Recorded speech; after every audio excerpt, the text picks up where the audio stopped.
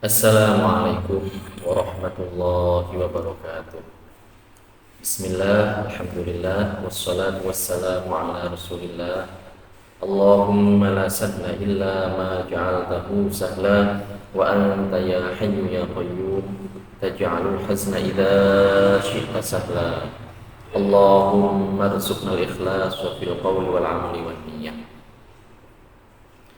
Akan kita lanjutkan kembali kajian kitab As-Sirat Al-Mustaqim karya Al-Imam Al-Harari rahmatullahi alaihi.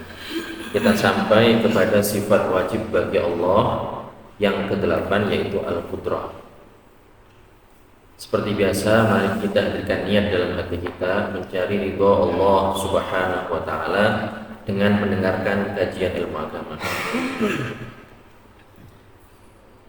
Pengarang di sini menyebutkan al-qudrah, yajibu lillahi ta'ala al-qudrah ala kulli syai'. Wal muradu bisyai'i huna al-jaizul aqli, fa kharaja bidzalikal mustahilul aqli li'annahu ghairu qabilin lil wujud. Falam yasluh an yakuna mahallan li ta'alluqil qudrah. Wa khalafa fi dhalika Ibnu Hazm faqala inna Allah azza wa jalla qadirun an yattakhidha walada idh law lam yaqdir alayhi lakana ajizan wa hadha alladhi qalahu ghairu lasimin li'anna ittikhadhal waladi muhalun 'ala Allah wal muhalul 'aqliyyu la yadkhulu tahta al-qudrah. Jadi pembahasan mengenai sifat wajib bagi Allah yang ke-8, yaitu Al-Qudrah. Yajibu lillahi ta'ala al-Qudrah, wajib atau pasti bagi Allah Subhanahu wa ta'ala sifat Al-Qudrah, yaitu berkuasa ala kulli syai'. Al-Qudratu ala kulli syai', yaitu Allah berkuasa terhadap segala sesuatu. Jadi sifat Qudrah ini adalah sifat yang azali, tanpa permulaan, abadi, tanpa penghabisan, dan termasuk dari sifat ma'ani yang tetap bagi Allah Subhanahu wa ta'ala. Dengan sifat ini Allah mengadakan dan meniadakan sesuai dengan kehendaknya.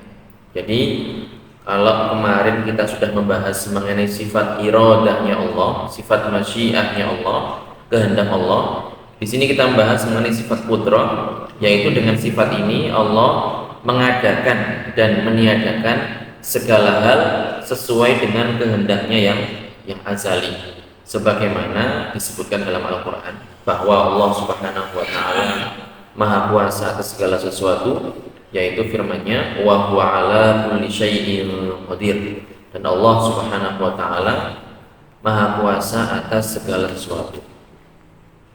Wal muradu bisyai'i huna al-jaizul aqli. Kemudian ketika disebutkan bahwa Allah Subhanahu wa ta'ala qadirun ala kulli syai', maka yang dimaksud dengan syai' di sini adalah al-jaizul aqli, perkara yang jaiz aqli, yaitu sesuatu yang secara akal mungkin ada dan mungkin tidak ada, sesuatu yang keberadaannya diterima oleh akal dan apabila tidak ada juga diterima oleh akal. Fa kharaja bidzalikal mustahilul aqli, fakharaja bidzalikal mustahilul aqli. Dengan demikian maka dikecualikan al-mustahil al-aqli, jadi hal yang mustahil secara akal. Falam yasluh ay yakuna mahallan li ta'alluqil qudrah. Oleh karenanya, jadi perkara yang mustahil aqli ini dia tidak menerima keberadaan, tidak akan mungkin ada. Makanya dikatakan di sini fala, atau sebelumnya li'annahu ghairu qabil lil wujud fa kharaja bidzalikal mustahil aqli, jadi dikecualikan adalah perkara yang mustahil aqli, li'annahu ghairu qabil lil wujud. Kenapa demikian? Karena perkara ini atau hal ini tidak menerima keberadaan, tidak mungkin ada. Falam yasluh ayyakuna mahallan li ta'alluqil qudrah, sehingga ia tidak layak menjadi muta'allaq dari sifat qudrah. Jadi nggak ada kaitannya dengan sifat qudrah. Jadi maksudnya adalah bahwa sifat qudrah ini tidak layak dikaitkan dengan hal tersebut hal yang merupakan mustahil akli. Wa khalafa fi dzalika Ibnu Hazmin. Jadi yang sudah kita sebutkan tadi adalah keyakinan kelompok Ahlus Sunnah wal Jamaah bahwa kekuasaan Allah Subhanahu wa taala hanya berkaitan dengan sesuatu yang jaiz secara akal. Dan bertentangan dengan hal ini adalah seorang yang bernama Ibnu Hazm. Orang ini di masa lalu dia mengatakan hal yang bertentangan dengan akidah Ahlussunnah wal Jamaah. Dikarenakan pemikirannya yang keliru terkait permasalahan ini. Faqal, dia mengatakan di salah satu kitabnya, Innallaha azza wa jal qadirun ayyattakhidha walada. Jadi dia mengatakan bahwa Allah Subhanahu wa taala kuasa untuk menjadikan anak untuk zatnya, mengangkat anak untuk zatnya. Idz law lam yaqdir alaihi, kata dia, lakana ajizan. Dia beralasan bahwa seandainya Allah tidak kuasa atas hal itu, maka berarti Allah lemah. Kita katakan wa hadzal ladzi qalahu ghairu lazimin. Jadi kita katakan bahwa apa yang dikatakan oleh Ibnu Hazm ini bukanlah suatu keniscayaan, bukanlah suatu keharusan, bukanlah suatu kepastian. Li'anna ittikhadzal waladi muhalun 'ala Allah. Mengapa? Karena beranak itu mustahil bagi Allah Subhanahu wa taala. Wal muhalul aqliyu la yadkhulu tahtal qudrah. Dan sesuatu yang mustahil secara akal ini tidak berkaitan dengan sifat kudrohnya Allah Subhanahu wa taala. Jadi terkait permasalahan beranak ini, maka tidak boleh dikatakan Allah kuasa atas hal itu, sebagaimana tidak boleh dikatakan Allah lemah akan hal itu. Jadi tidak boleh dikatakan Allah qadir, Allah kuasa atas perkara mustahil, juga tidak boleh dikatakan Allah lemah atas perkara mustahil tersebut.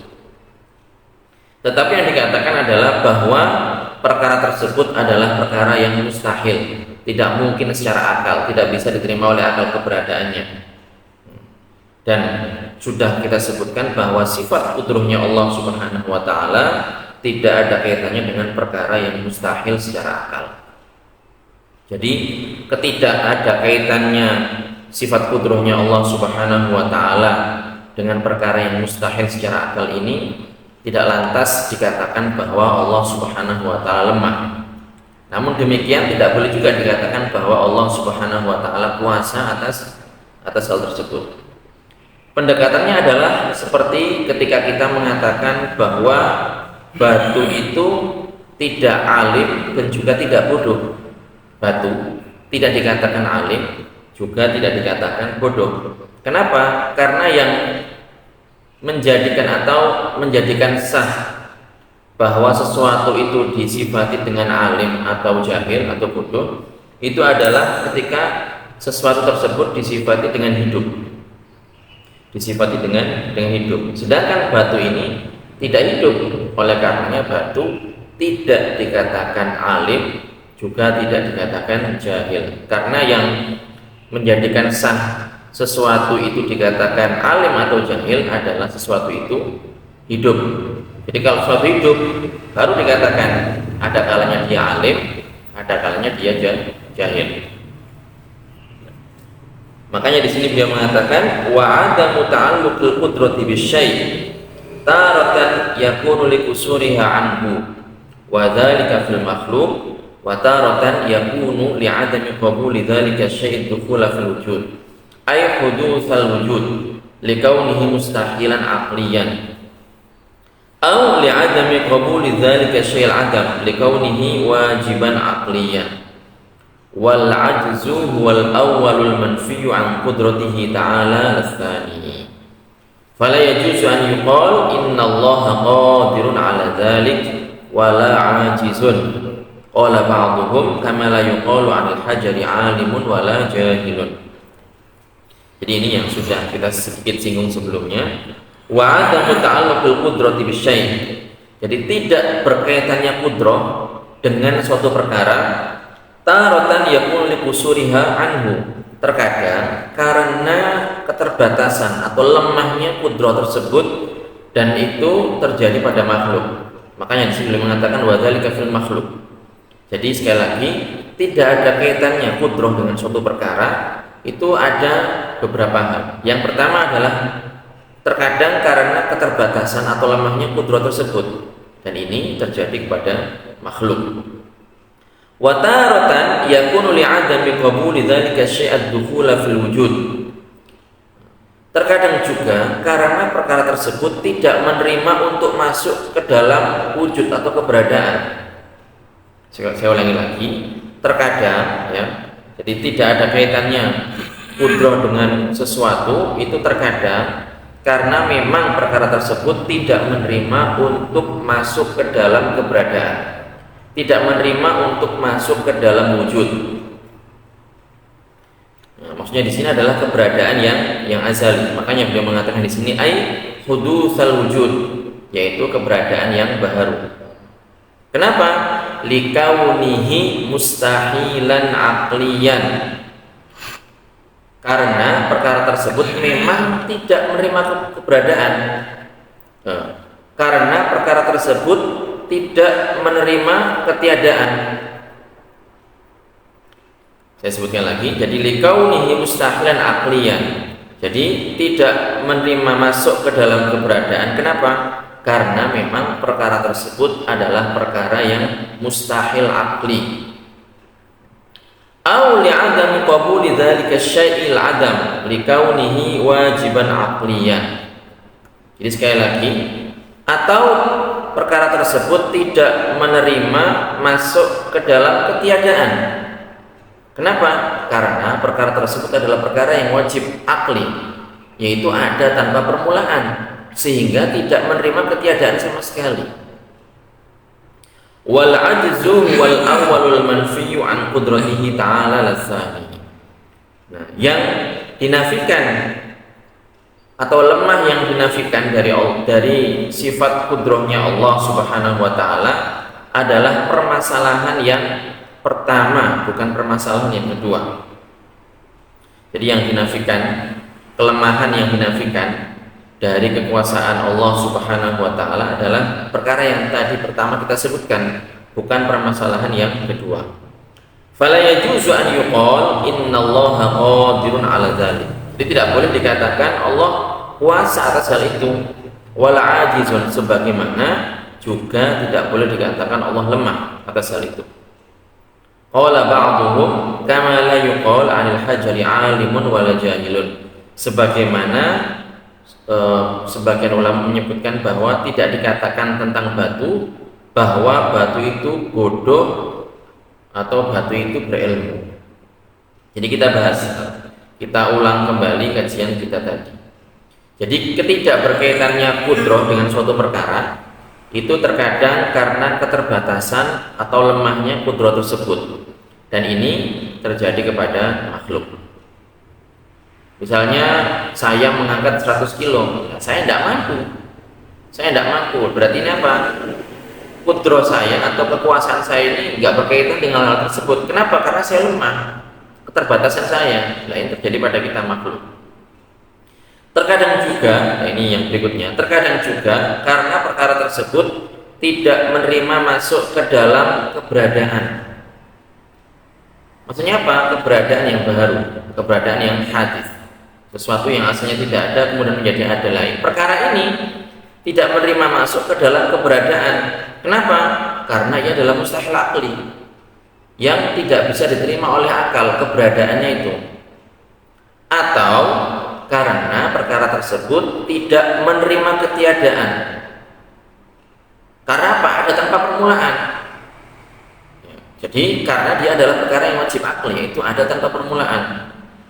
Nah, kelemahan dengan makna yang pertama itulah yang dinafikan dari kudrahnya Allah Subhanahu wa taala. Jadi yang lemah itu adalah yang pertama tadi. Karena apa? Karena keterbatasan kudrah, itu yang pertama. Lain yang dinafikan dari sifat kudrahnya Allah Subhanahu wa taala, bukan makna yang kedua. Jadi pemahaman yang kedua tidak ada kaitannya kudrah ya, karena sesuatu itu wajib akli atau perkara itu mustahil akli, ini tidak dikatakan lemah. Tapi yang dikatakan lemah adalah ketika keterbatasan kudrah tersebut, yang permasalahan pertama tadi, dan itu terjadi pada makhluk. Jadi kita tidak boleh mengatakan bahwa Allah kuasa terhadap perkara yang mustahil atau perkara yang wajib akli, dan juga tidak boleh mengatakan Allah lemah dari hal tersebut. Sebagaimana yang tadi disebut para ulama, sebagaimana tidak dikatakan bahwa batu itu berilmu atau batu itu bodoh, tidak berilmu. Saya lanjutkan paragraf berikutnya. Wa kadzalika yujabu ala qawli ba'dil mulhidin halillahu qadirun ala ayyakhluqa mithlahu wa hadza fihi tajwizul muhal aqli wa bayanu dzalika anna Allah azaliyun walau kana lahu mithlun lakana azaliyan wal azaliyu la yukhlaqu li'annahu mawjud fa kaifa yukhlaqul mawjud. Ammal mustahil aqliyu fa'adamu qabulihi ad-dukhula fil wujudi dhahirun wa ammal wajibul aqliyu fala yaqbalu hudutsal wujud li'anna wujudahu azali. Farqun bainal wujudi wa bainad dukhuli fil wujud. Fal wujudu yashmalul wujudal azali wal wujudal hadits. Amma ad-dukhulu fil wujud fa huwa al-wujudul hadits. Fal wajibul aqliyu Allah wa sifatuhu. Fallahu wajibun aqliyun wa wujuduhu azaliyun wa sifatuhu azaliyah. Wa la yuqal lillahi wa la li sifatihi dakhilun fil wujud. La yuqal lillahi wa la li sifatihi dakhilun fil wujud li'anna wujudahuma azali. Fa qawluna innal wajibal aqliyya la yaqbalu ad-dukhula fil wujud sahih, lakin yaksuru anhu afhamul mubtadi'ina fil aqidah. Amma 'inda man marasa fahiya wadihatul murad. Ini kita bahas pelan-pelan. Ammal mustahil aqli. Ya, sebelumnya wa kadzalika yujabu ala qauli ba'dil mulhidin. Begitu juga atau dengan jawaban seperti yang tadi sudah kita sebutkan, yaitu bahwa kekuasaan Allah tidak ada kaitannya dengan perkara yang wajib akli atau mustahil akli. Ya. Kita katakan juga ketika ada orang-orang ateis yang mengatakan, misalnya di sini kasih contoh, halillahu qadirun ala ayyakhluqa mislahu. Mereka mengatakan, apakah Allah Maha Kuasa menciptakan serupa baginya, sesuatu yang seperti zatnya? Kita katakan bahwa ini adalah tajwizul muhal, menjadikan perkara yang mustahil menjadi jaiz. Tajwizul muhal, jadi menjadikan perkara yang mustahil menjadi jaiz atau menjaizkan perkara yang mustahil. Jadi kita katakan bahwa perkataan atau pertanyaan seperti ini adalah tajwizul muhal, menjadikan perkara yang mustahil sebagai jaiz. Penjelasannya adalah wa bayanu dzalika, penjelasan tadi, annallaha azali. Allah Subhanahu wa taala azali, ada tanpa permulaan. Bagaimana menciptakan, dan menciptakan itu adalah mengadakan sesuatu yang aslinya tidak ada. Menciptakan sesuatu yang azali, yang ada tanpa permulaan. Nah, ini kan tidak menunjukkan kecuali ketololan orang yang menanyakan pertanyaan tersebut.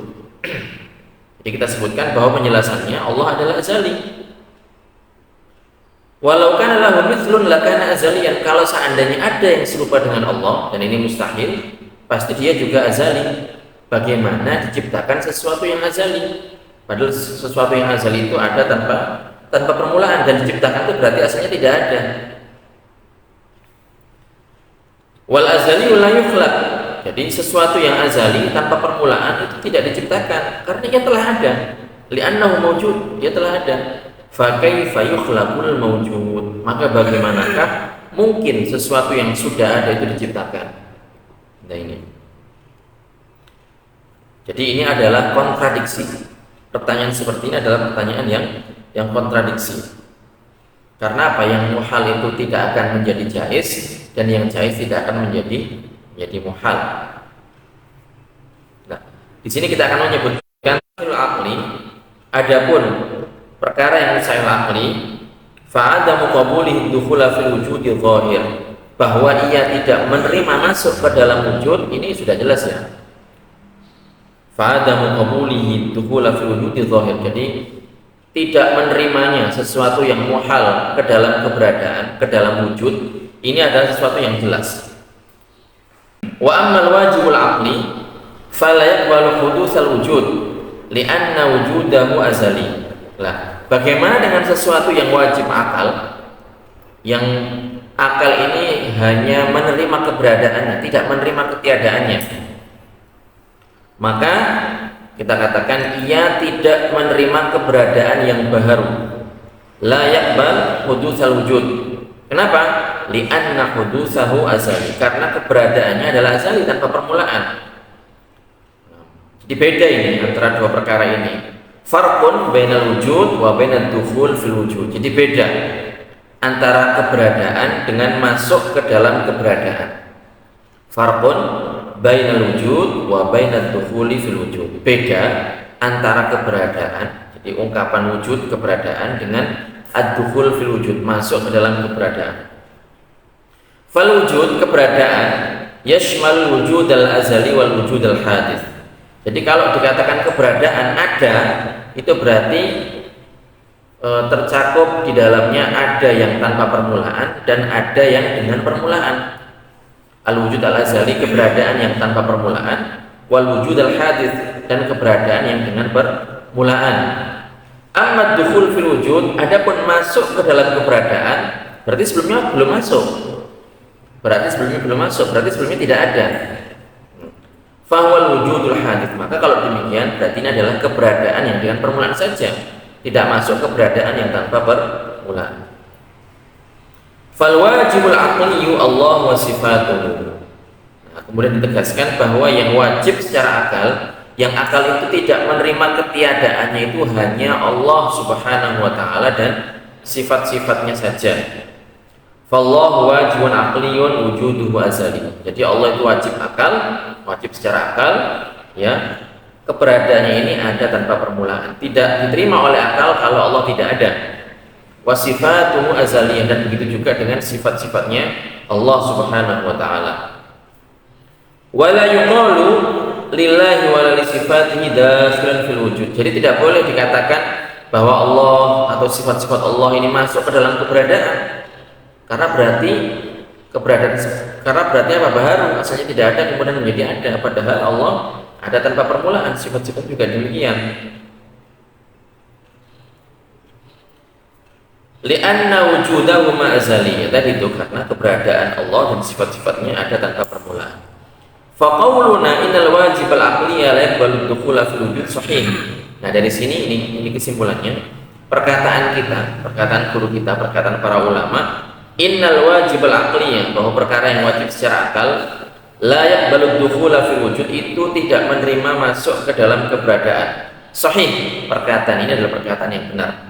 Lakin tetapi yaqsuru anhu afhamul mubtadi'ina fil aqidah. Jadi perkataan bahwa sesuatu yang wajib akli ini tidak menerima untuk masuk ke dalam keberadaan adalah benar. Lakin yaqsuru anhu afhamul mubtadi'in, tetapi para pemula yang baru mempelajari akidah ini tidak memahami hal ini dengan mudah. Ini perlu untuk dijelaskan, dikasih contoh dan seterusnya. Amma indaman marasa fahiya wadhihatul murad. Adapun bagi orang yang sudah menekuni, mendalami ilmu akidah, maka maksudnya sudah jelas. Jadi ini adalah kajian kita mengenai sifat qudrahnya Allah Subhanahu wa taala. Tadi sudah kita sebutkan bahwa dalil naqli bahwa Allah disifati dengan sifat qudrah adalah ayat-ayat Al-Quran, diantaranya adalah wa huwa ala kulli syai'in qadir, dan ayat-ayat yang lain banyak sekali yang menunjukkan hal ini. Adapun dalil akli bahwa Allah bersifat qudrah adalah seandainya Allah Subhanahu wa taala tidak bersifat qudrah, maka pasti Allah ajiz atau lemah, dan yang lemah itu tidak akan kuasa untuk mengadakan sesuatu dari makhluk-makhluk yang ada.